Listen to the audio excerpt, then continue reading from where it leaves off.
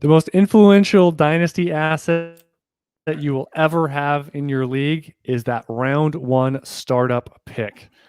We're going to tell you how to strategize and optimize that selection, whether you're keeping it or trading it in this episode. Welcome to the Footballguys Dynasty Show. I'm your host, Chad Parsons, joined by Jordan McNamara.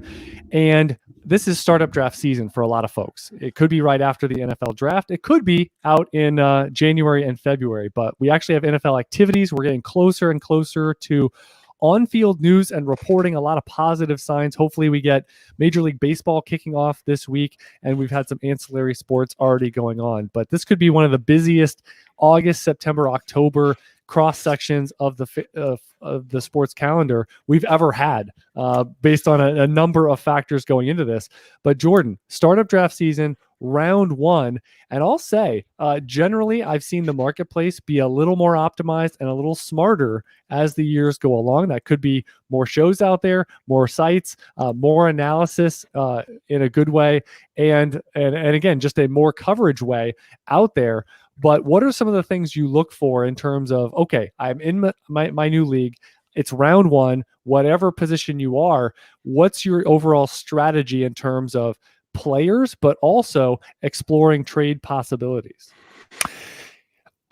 I would agree absolutely with your statement that it's gotten smarter, because we'll call it, it wasn't that long ago, honestly. It seems like a long time ago because we've done a lot of drafts where it hasn't been this way recently, but 3 or 4 years ago, for a early to mid first round startup pick, you could get a second, a third, and a future first, right? That was like the going gold standard for a trade down in a startup draft. That has not, since at least in this year and last year, has not been the currency. So I would say that has absolutely gotten smarter. And then that forces us to react a little bit. I think each year is different in terms of the types of players that are there, the marketplace. I think we're in a really interesting position this year with wide receivers up there are still good, but are aging, right? We haven't had big hits from recent rookie drafts. So you don't get, if Corey Davis had been on a tear of a couple of top, 15 seasons, like he'd be a first round or an early second round startup pick, but those things haven't happened recently. So you're in a situation where it's a little bit different than historically has been the case. And that's a fallout from the rookie drafts. So I think that's an interesting perspective, because usually I would say go wide receiver early, because running back is more dangerous, and you can do it with more of a volume approach. But it's so good at running back in terms of you have young, high pedigree, really good players in their early to mid 20s that are up there. It's really attractive to go that route, which historically it's pretty rare for that to be the case. So at least in recent memory, we're sort of in a golden age of running back. So I guess that's all to say. Each year is a little bit different. I'd say by and large, especially in Superflex, I've noticed this, and Kyler Murray's the poster boy for it this year. You can't reach on risk at quarterback early, right? Your key to drafting well early in a startup draft is to not miss. And drafting a quarterback who hasn't fully done it yet is like the easiest way to create problems. See Baker Mayfield 2019, right? See Derek Carr, Marcus Mariota, Jameis Winston. We can just keep going. Ryan Tannehill, Teddy Bridgewater, 15, right? Yeah. Just all of those. Going anointment. Back. Yeah, and so I would be very this isn't anti Kyler Murray. This is anti the profile, right? This is anti the haven't done it quarterback. Right. It has nothing to do with. Because guess what? You can find, if you really want a young quarterback, guess what? Deshaun Watson's done it. Patrick Mahomes has done it. Dak Prescott is young enough and he's done it. The point is, if you want that, just take those. You don't have to take the risk of maybe he'll be, isn't the hope that Kyler Murray in a couple of years has the profile of Deshaun Watson? Or Dak Prescott? Like, why don't you just exactly. Like, and I think sidebar, I think people are too reactive to the age of a quarterback. I don't think that there's as much juice and power to a quarterback being 23 as opposed to 27 or 30. Like, I don't think it's as big of a deal at any other position to be like, I have to get those extra years. I have to get the quarterback that's going to be the number one lead guy for my super flex dynasty team for the next 10 years. Like, you don't need to have that vision for your first round pick, that you're going to be happy with that pick for that long, no matter who you pick. So that's one thing about quarterback that just, I can't believe that people are like, it's got to be someone young. It can't be Russell Wilson, because he's X number of years older than this other guy. Well, how long has he been doing it? Doesn't that make you feel more comfortable at night? The sleep at night factor that he's been doing it this long in the NFL. Like, you get to a certain point and not a ton's going to surprise you. That's a good thing.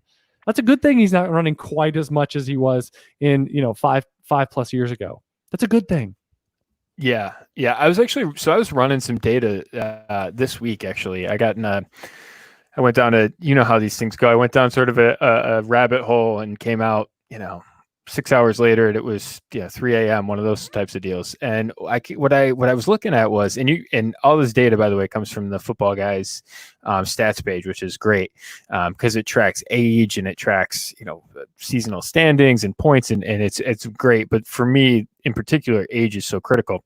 But I went and I was looking just since 2000. I wanted to get an idea of basically what the average age of a top 12 quarterback was and what the age of a top 6 quarterback finisher, seasonal finisher. And the thing that I will not get about Kyler Murray is last year was the youngest on average that the top 6 quarterbacks have been this century. Why would you reach on Kyler Murray right now? Right, that makes no sense. There's so many other options, right? You can go Dak Prescott, you can go Deshaun Watson, you can go a number of different ways. We're not coming off of a season where it was everyone that did this was in their late 30s, right? It was Rodgers and Breeze and and Brady, right? It's not and Ben, right? And Rivers, right? This isn't the world we're living in. The young quarterbacks are excellent right now, and to a historic level last year. You don't need to reach on quarterback with Kyler Murray with someone that has not done it fully, who has not gotten there all the way yet. So that's a critical one for me, and we've seen it. The drop from Baker Mayfield, I mean, he was going quarterback 4, quarterback 3, quarterback 2 in some spots last year, which was just amazing when it basically closed out. Now he's going quarterback 10, quarterback 11, quarterback 12, right? That's a massive loss in value. And I'm not the biggest person in terms of I need to sort of acquire market value. I think that can be overstated, but you don't want to, that's a little bit different of a conversation. In the first helps your liquidity, draft. It helps your liquidity. It helps your also peace of mind. Again, this is as I started the show, this is the most valuable point you will ever have. If you have a stud player, it's not as liquid as a first round startup pick. It just isn't, because there's a different audience. Whereas at various points, again, they have almost all the players available at their disposal to draft, and it could be anybody in the first round.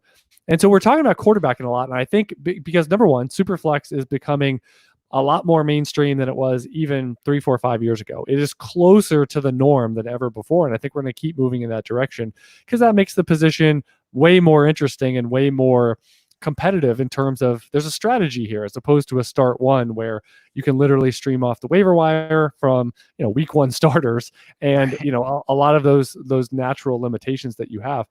The other thing I would say is you have to kind of decide. You mentioned it in passing, the wide receivers. They are all older.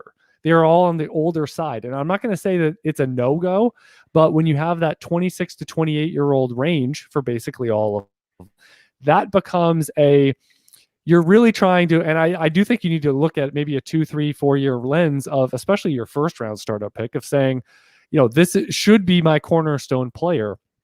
And when they get to 29, 30, and especially 31, no matter how good they are, you're just not going to have the same flexibility. Even if they are still performing, you just have almost zero wiggle room with that wide receiver, even if they're on a historical track to that 27-year-old point or so that you drafted them. So that would be my quibble is we're at this kind of changing of the guard. And I wonder with the sub 23-year-old guys, let's say, the last 2-3 classes, are we really going to have guys step up and get all the way home, or are we going to force feed them over the next 12 to 24 months of pushing them too highly because we're looking for replacements? The young wide receiver chasers are going to need someone up there.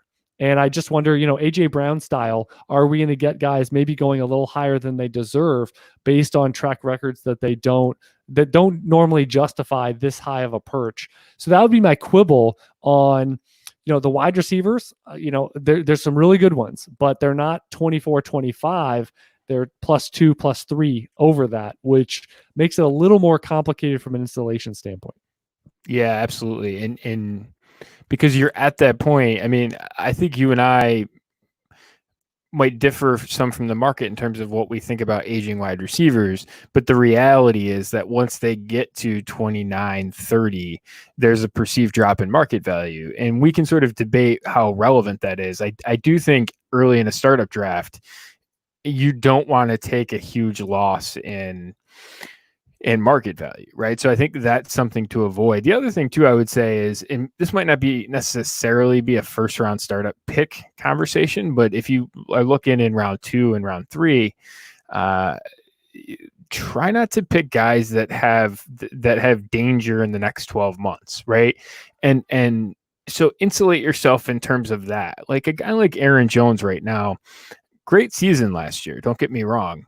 They draft what appears to be a better profile, appears to be a successor type player. He's on a contract year.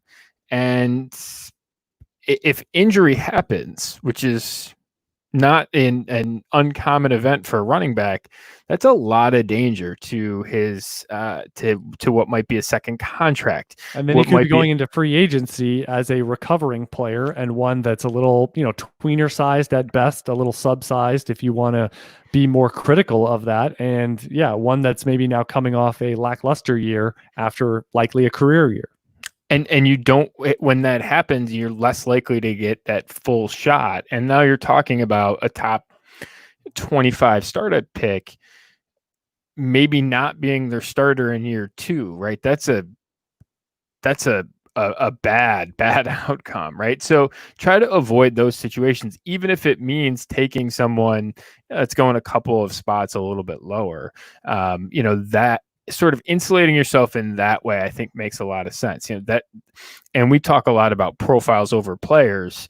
Let's make sure that the profile that we have is something that is historically successful, right? Focus on those, and then figure out who the player is that reflects that, right? I was looking the other day. What was pretty interesting to me is that there was some rankings out, and I was sort of comparing ours to other places, and ours are higher on Josh Jacobs. And I've seen some other people and other folks ranking 2 second-round running backs from this class ahead of Josh Jacobs.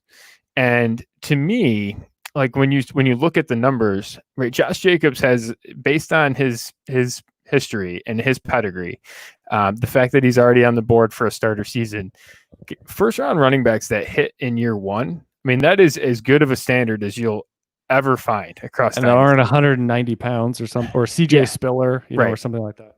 Prototypically sized. I mean, and a player that's underperformed what was his best trait, right? Coming out of college, there was no. You and I talk so much, and the market consensus was that, hey, this is a kid that can really catch the ball, but we're not sure if he can be a 3-down back. In his first year, he proved to us that he can actually be a bell cow, right? He ended up he did get hurt. He did get hurt, but he was capable of actually being a between the tackles touch, accumulator of running back, rushing touches. And didn't really get incorporated in the passing game. There's that great clip where he's standing over in the flat, literally jumping up and down, and Derek Carr doesn't even look his direction. That sort of thing happened last year.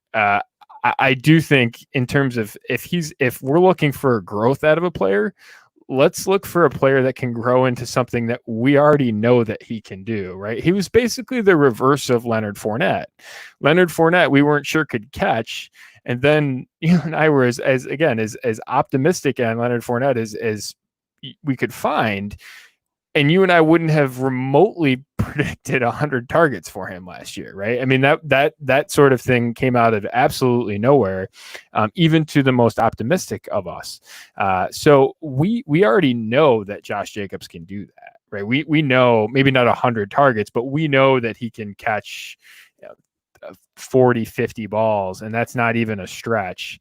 But he proved to us this year that he could. All that's to say, right, that profile is a platinum standard in terms of first round running backs that get on the board early. To have two guys, right? I can get on board with a debate between Taylor and Jacobs. I can see the argument to take Taylor over Jacobs. I think having two of them over him, that's just missing the profile thing, right? That's missing how good Jacobs's profile is, right? And so when you take away the name and just look at the profile and then insert the name back in there, you'll sort of see that you're missing value on a guy like Jacobs just because how good the profile is. I think that's critical early on in a draft. Yeah, and I was looking at if you have that top 20 season as a round one running back, how about this? 15 of 18 previously, 2 running back 1 seasons minimum. So it goes upward from there. More than half. Right. Yeah. Would you sign up with your late first, early second, whatever it is, Josh Jacobs pick, and it's actually 11 of 18, 3+ and counting. I mean, again, Gurley's still going. Leonard Fournette's 25, still going. Christian McCaffrey is part of this, still going. Barkley, still going. Zeke, still going. So like a third of this list, Adrian Peterson technically still going. He's at 8 and counting. Let's not count him out. He was relevant the past couple of years. Yeah. So the point is, though, I mean, you got all these guys, they're still accruing. So, I mean, guys like, Chris Johnson or Reggie Bush or whatever, I mean, they've stopped. Yes. Marshawn Lynch, he's done, I think. He could come back. But the point is, there's guys still going. And so this is going to get even better and even rosier. And, I mean, again, very few guys. I mean, Trent Richardson, we kind of know that story. I mean, he's like a worst case scenario. Javid Best was taken out of the league without his choosing. So, I mean, Doug Martin was a pretty swift mid-career. I always thought he was more of a try-hard guy than an elite talent. And I think Jacobs is a better talent. But, again, he still had a couple, including that big-time rookie. So the point is, I mean, this is such a durable profile. And like you were saying, I mean, just taking undue risk when you can insulate yourself to a high degree. That's one of the themes, of the early rounds. I mean, we talked about how we took Cam Akers, but that was pretty much our gluttonous pick. Let's shoot for something. It was a very strategic point in the draft and why we did it. But otherwise, I mean, what I always say is in the first, if it's a start 1 quarterback league, you want to look maybe in the first 5 rounds. At Superflex is probably more about 7 rounds because you're going to add in at least 1 quarterback into that range that you might not ordinarily put in there. But I'm fine, take 1 swing or take 2 very calculated swings. Otherwise, how about you play a little conservative? You hit for double, you hit for doubles, move the runners along. And obviously I think that's a little round 1, say round 5, because there's a lot of eye candy out there. And it's easier, I think, in round 5 or 6 to take some massive, just risky swing. And I think the underrated one that you mentioned is the Aaron Jones type. They've done something, but you say, are they really as good, and insulated as we think?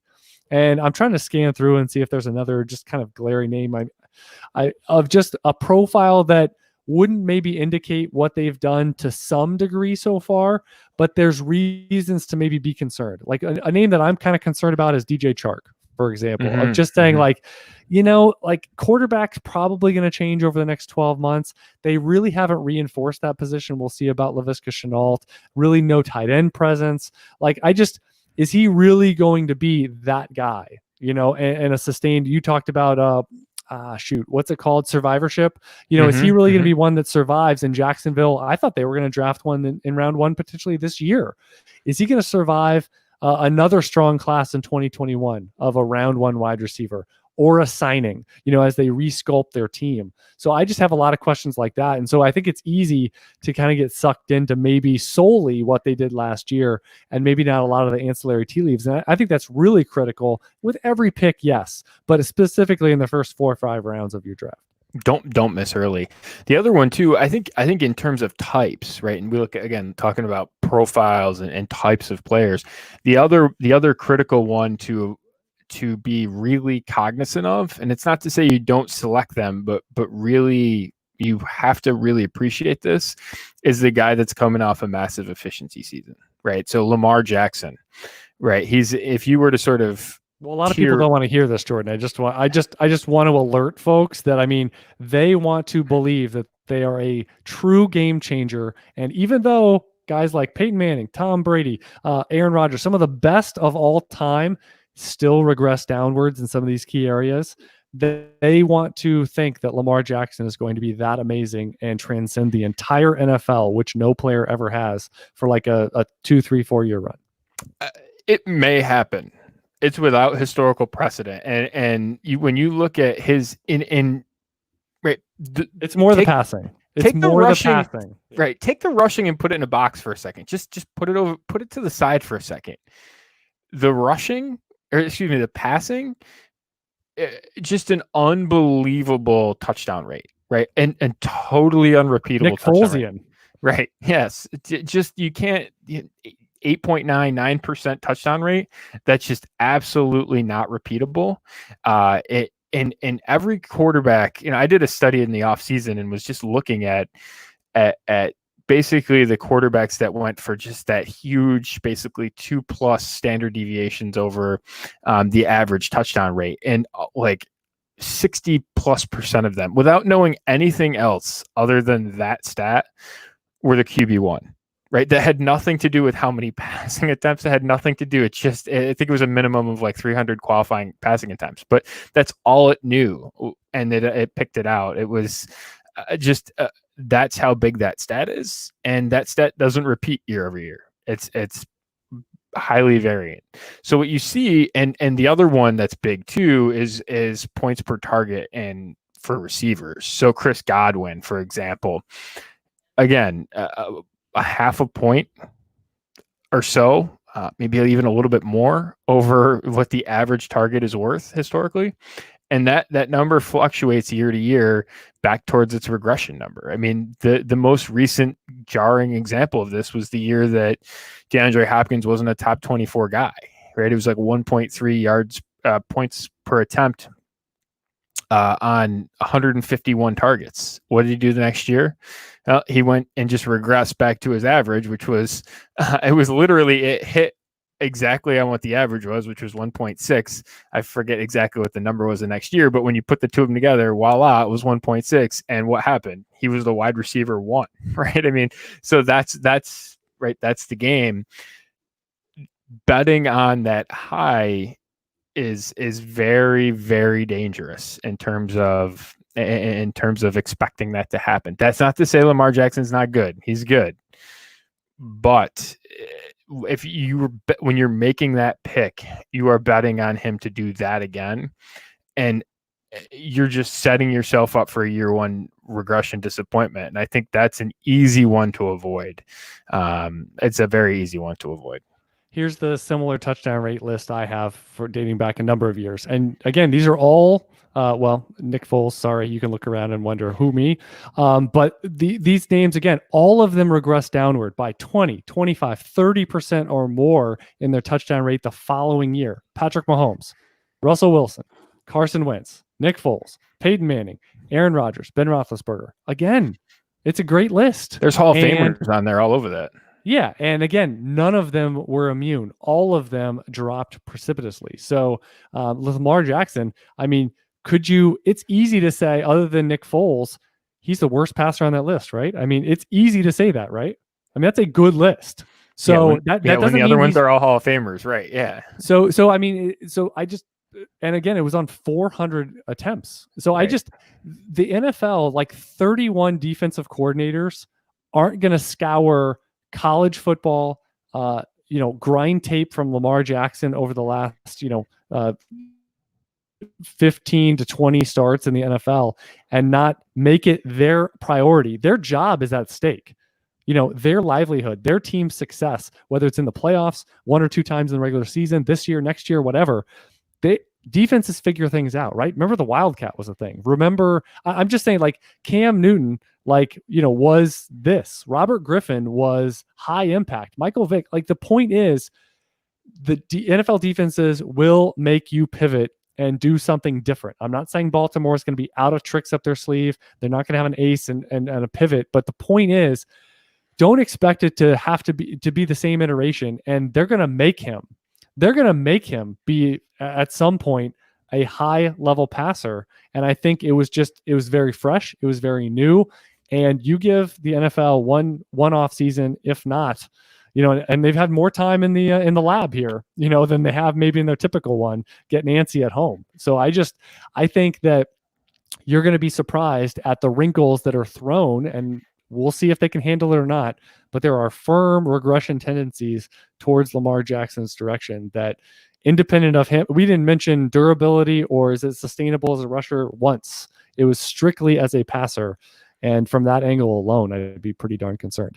Do you want to mention subscribe, rate, and review the Football Guys on all your podcasting platform, as well as never missing a moment with Football Guys TV on YouTube. You want to sign up for that Football Guys daily email update as well. We actually already got it, Jordan. It seems like it's coming out earlier and earlier since you've mentioned. I used to remember the 1, 2 a.m. ones, and you're like, nah, it's 11 p.m., 10 p.m. Joe, I'm peer pressuring Joe to get it. Joe's at 9 p.m. Eastern Standard Time tonight. We got it before showtime. But again, you don't want to miss that. You can sign up at footballguys.com/free, as well as making sure that you become a subscriber over to the site, because everything is behind the paywall now. We're beyond mid-July. And some of the things you missed out on, Gene Bramwell had a great one that we kind of get these tea leaves, as they're hitting the site and before they're hitting the site. Coronavirus and the NFL, great piece. You always want to hear what the good doctor has to say in regards to some of the health barriers, that we're dealing with, and maybe how this is different.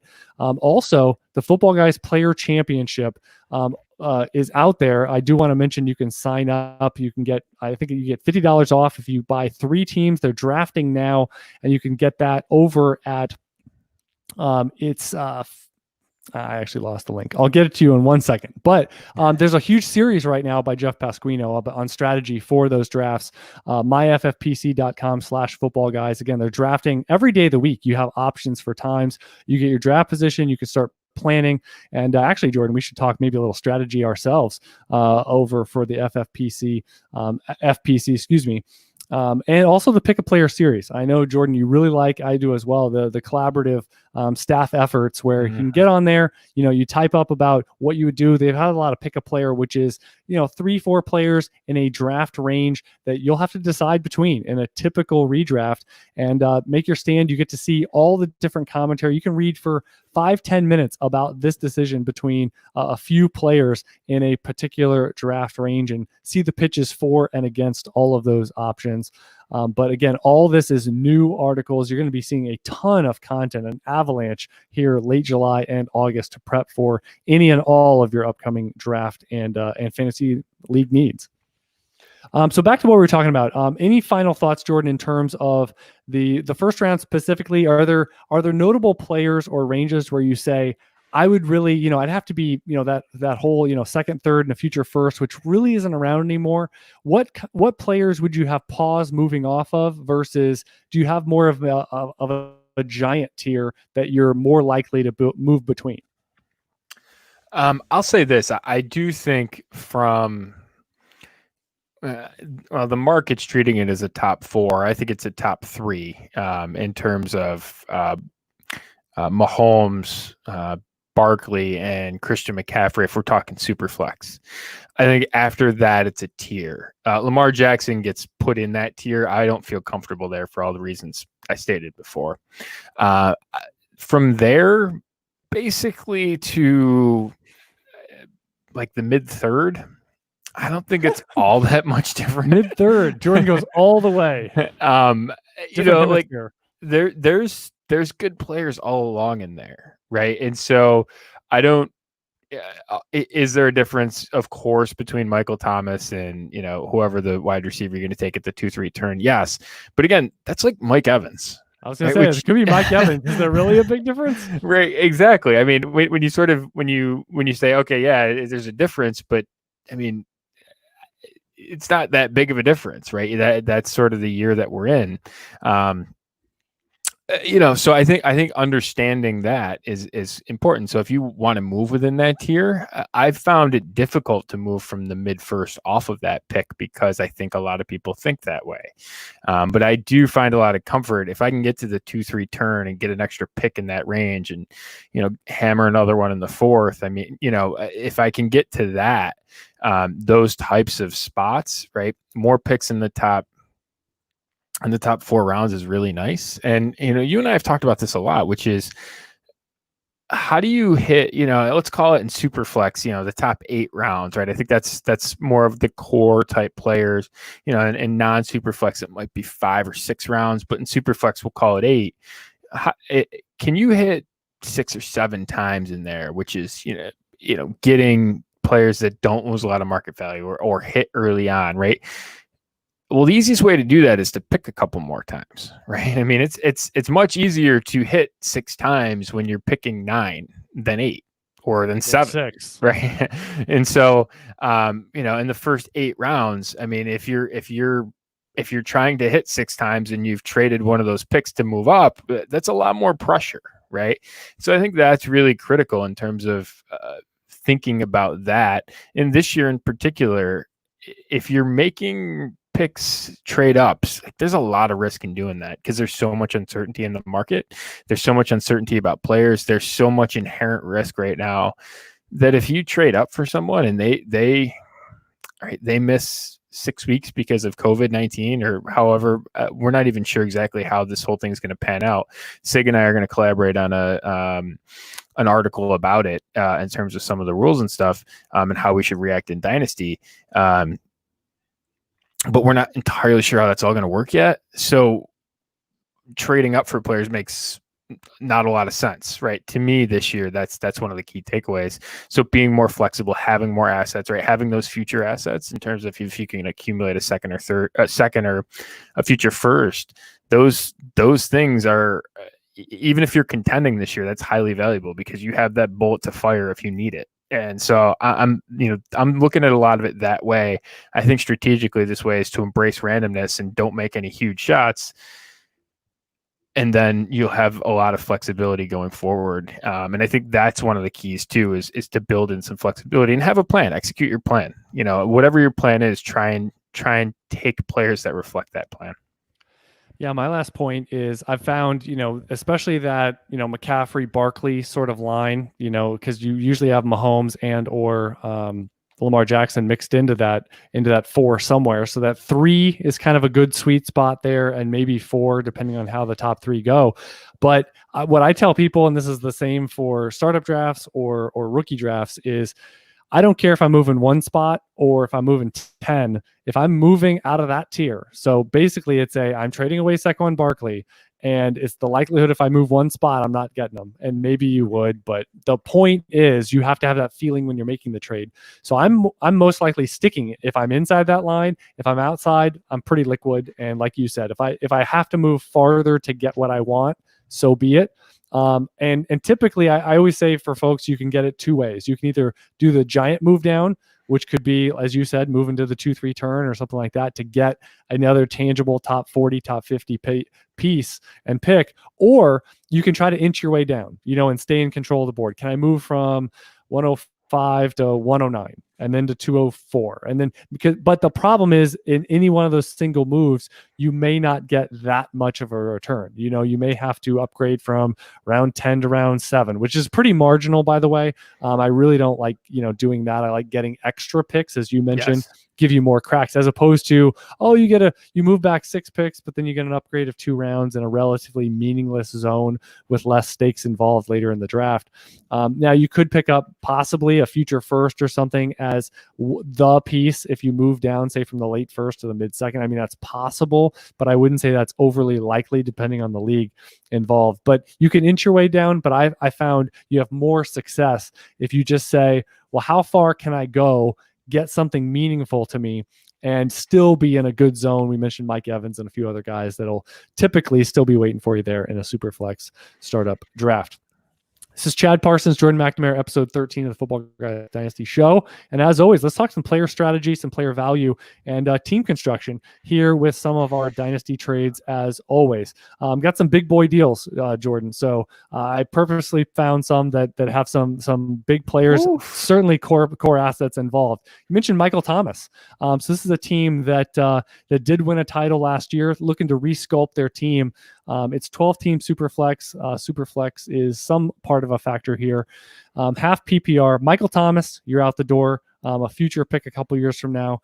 And for DJ Chark, DeAndre Swift, a likely top 5 pick next year, pretty valuable in Superflex, as well as a likely top pick in the first round of 2022. So that is essentially, 3 high first round picks and DJ Chark for Michael Thomas. And this is a team, again, competitive, but they may not view themselves as an elite team, one that maybe, as well, you always like to say is, hey, there's no such thing as a bound to win the title favorite in Dynasty or fantasy in general. So who knows? They could be up for potentially winning again this year, even if they think they might not be the favorite.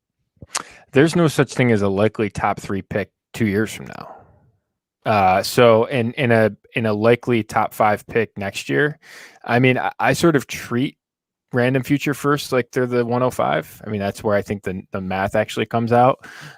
So I'm much more likely to treat them randomly. But if you're banking on the value of a pick right now being early next year or early 2 years from now, like we have no idea about what's going to happen. So I think they're more random than any year, and I think they're really random. So that's I mean, they're even more random than I usually give them credit for, which is I think they're really random. So so I would say that in terms of those picks, I wouldn't lean towards them being elite picks. Man, if it was someone other than DJ Chark, maybe, but I'm going Michael Thomas. Yeah, that was my big thing. Like Chark, I was looking in the similar range. I mean, could that be a Keenan Allen? Like, here's what I like to do, and this is a good just overarching point. So if you're giving up Michael Thomas, I mean, over the next couple of years, he absolutely could be the highest scoring wide receiver. I mean, he's basically done that, for some cross section of his career. So you're giving up a lot short term. And what I like to do is if I can transition to maybe a player that isn't quite as, say, dominant, but can produce right now. And some people listening might view DJ Chark as that, but I don't.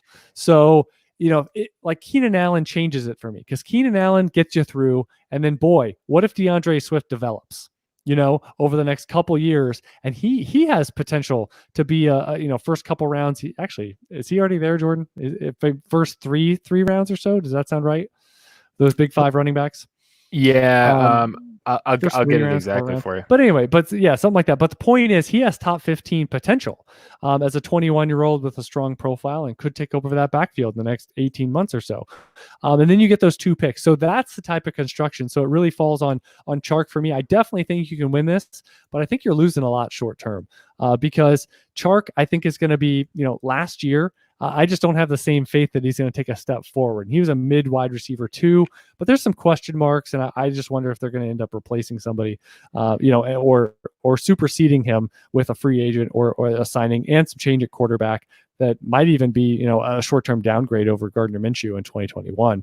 But those 2 picks are nice. You do have to wait a while to get them, especially that 2022 pick. So again, I think the value is fine. I would just pivot off of Chark a little bit. I think you make it far more palatable with someone that I like a little better in the short term to at least get you relatively close and competitive, within 3, 4, 5 points per game of Michael Thomas. Yeah, it's Allen Robinson. I think we're having a different conversation. There, yeah, that's absolute to me. That's a whirlwind. I mean, Yeah, I would jump for that. yeah. Next By one, the way, Swift, yeah, just to close the loop, Swift 32 and a quarter there you post go. NFL draft and So yeah, startup draft position. third round, yeah. And this next one, Julio Jones and Zach Ertz in a stock 12 teamer for Mike Evans, OJ Howard, and Zach Moss. So you're transitioning Julio to Evans, and then you've got Ertz to OJ Howard and Zach Moss. If I'm playing for this year, like load me up with Julio and Ertz. I am the more and more I look at Philly's offense, right, the more and more I think that Ertz is just like I stacked Philly up every way coming and going in Scott Fishbowl. I did Wentz, who we're still debating whether or not he's good, but I put him with Ertz, Goddard, and Jalen Reagor actually in Scott Fishbowl. So I went full Eagles, full all in. If I'm playing for this year, I think Julio and Evans are probably pretty close. How are they within a round? And considering the age difference, how are they within a round? Well, the disrespect on Mike Evans is pretty amazing. I mean, he's basically without comp so far in his career. So I think it matters in terms of where you are. If long term, I would clearly take Evans over him, over Julio in like a startup draft format. But I think it matters, sort of the context of it. I'm not a huge OJ Howard fan, and I'm not really a huge. I mean, Zach Moss is fine, but we can sort of get backup running backs in other ways. So I don't value him a ton. I think the gap between Ertz and those two is pretty big. So, I guess it would matter team construct. But if you're at all competitive, I think it's Julio and Ertz. If you're sort of looking long term, I like Evans over Julio would be the way I would say it. And I think those other two guys have some interest. But again, I wonder what's actually there for OJ Howard, how we sort of get it, whatever we get, how he sort of gets on the board for fantasy relevance. I think it's a tough road to hoe for him at this point. Yeah. Last one here, and this is another big piece, tight end premium. So we've got some premium scoring, but it is still start one. Mark Andrews, and now we have to gauge, the perceived market downgrade here and how much that's worth. Mark Andrews for Hunter Henry, a 22 second and a 23 third. And again, some leagues do go out that far. I'd take Andrews. One thing with Andrews, I think it is a risk right now is COVID because he's got diabetes. So we don't really know about all of the machination. I'm not even going to pretend to be a doctor on that, but I do think we know that other comorbidities have risk and those sorts of things. Dr. Gene has talked about that. So I do think there is some risk. I think he said that he's going to play. Was at least what we were what the football guys staff chat was talking about. Was the news we had seen. I like Andrews a lot over Hunter Henry. I mean, he's one of my favorite tight end prospects in recent memory.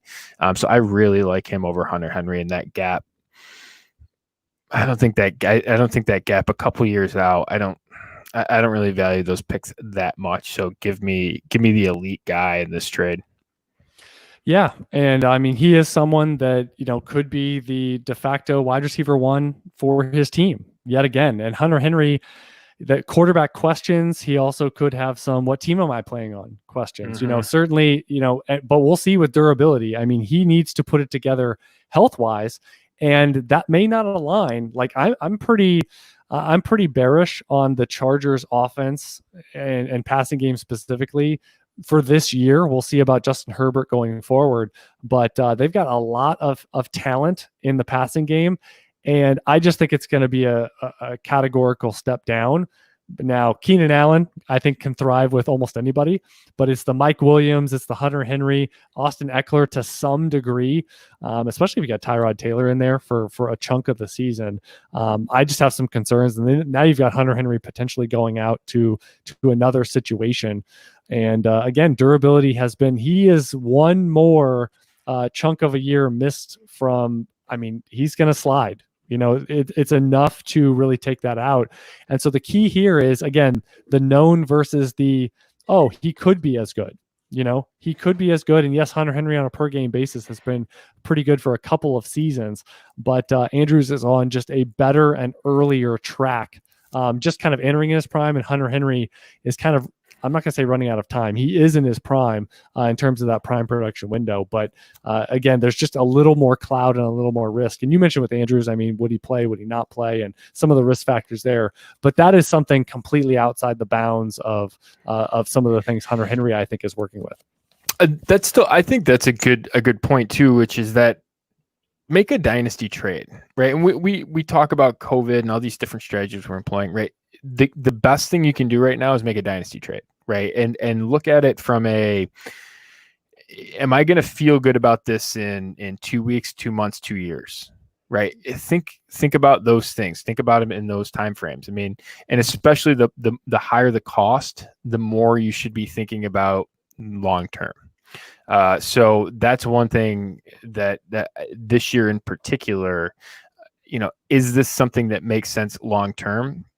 Do that, right? And I wouldn't get caught up so much in the minute to minute of it this year, especially pre-training camp. But don't get that caught up in it. Think long term. Think about those making good dynasty trades more so than anything this year.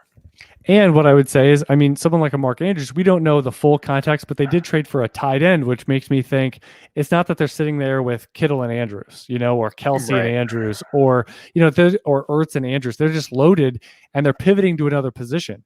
See, that's where I think you have a little more nuance of what is good value, because you're rebalancing your team where it's not start two tight end. You may have a quality third guy, and you may have someone that you start more weeks than not over Andrews. And that's where it can make a lot of sense, because if you have a couple guys that are consensus top 5 and you're reformatting and sending one out to another team that is, relatively speaking, dying at the position, that's where you can really get your best hauls, pivoting to another position. I don't think, let's go Andrews and try to get something, and now we're going to Hunter Henry, or we're going to Dallas Goedert or Noah Fant, or you know what I mean? Like, I just don't think there's as much leverage in making that trade where you take on risk, and then how much are you really realistically going to get added on? Whereas if you pivot all the way and go to Allen Robinson, or you go to a running back, and you can really help your team a lot more than going, let me take on Hunter Henry and get a few picks in a few years. I think that's a key point from this. Yeah, absolutely. All right. So we discussed a lot of these trades involving big players. And I think that's a critical element, is sometimes insulating yourself from making trades that actually, you had it, in the bag. It's almost like you had a gimme putt, right, Jordan? And you almost, you shankopotamus, that 2-footer where, you have it right there. You have the team. Like, a lot of times if you look back, man, some of the trades you make and you're like, I had the team, I had these players and I got cute. I gave them up. I tried to make myself even better, but I took on a lot of risk, especially with that DJ Chark one, we talked about with Michael Thomas. We also broke down the early rounds and a lot of strategy points and mindset things with startup drafts that are going on now. Do want to mention about that, the Football Guys Players Championship, myffpc.com/footballguys. Get on that email list, which is footballguys.com/free. And if you want to subscribe, rate, and review us, YouTube, iTunes, all those podcasting platforms. I am Chad Parsons. He is Jordan McNamara. And until next time, good luck in your Dynasty leagues.